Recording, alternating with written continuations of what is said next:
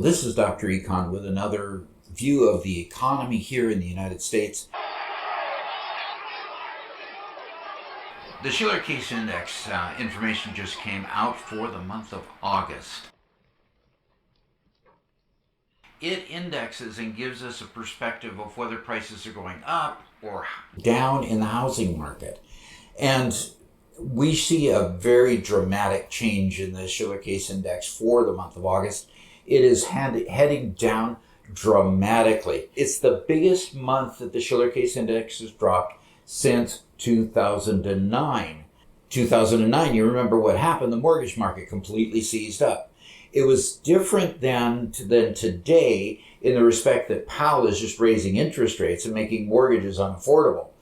And frankly, Powell said that the current housing market was unhinged from fundamentals anyway.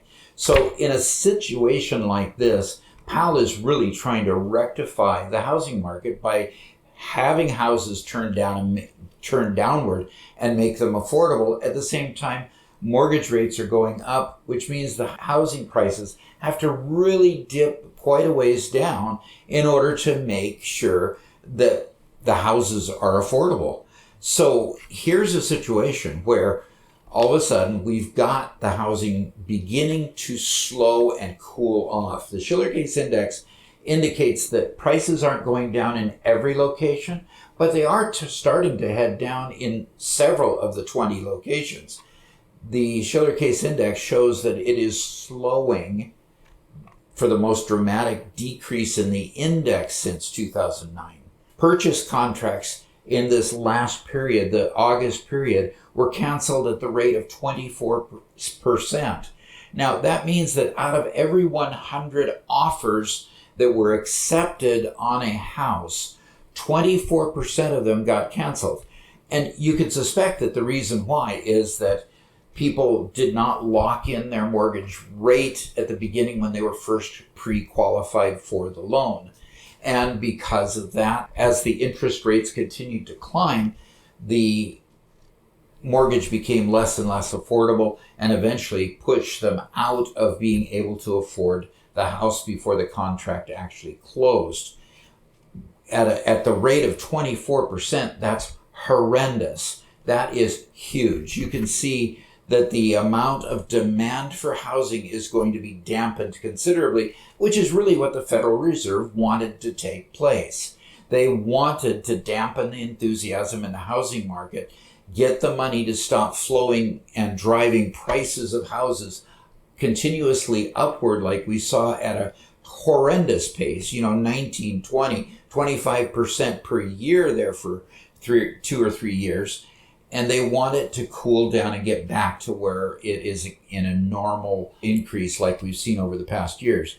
Now, at the same time, about 24% of those contracts are being canceled. In that same period, year over year, there's 28% less contracts being written than there was in the previous year.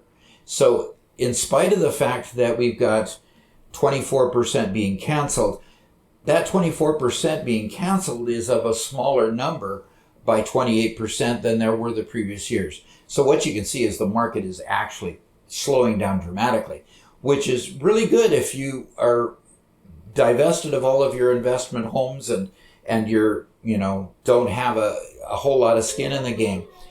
What is really bad is if you still own a bunch of real estate and you're hoping that the market doesn't kill you too badly. Hopefully it doesn't send you into bankruptcy, and hopefully you don't have an ARM on a bunch of those so that you can capture an even lower interest rate when you started to invest in them. But in any case, you need to make sure that you get out of debt as quickly as you can. As an individual, you need to make sure as interest rates begin to rise on credit cards and inflation hits you at the grocery store, that you keep your debt load as low as possible. Don't break into those credit cards just to handle the shortfall in your budget. No, you need to cut your budget and not break into those credit cards. It's going to be a challenging time going forward. Hopefully, the housing market will cool off enough that people who don't have a house can buy one. And that would be really good. So until next time, this is Dr. Econ signing out. Thanks.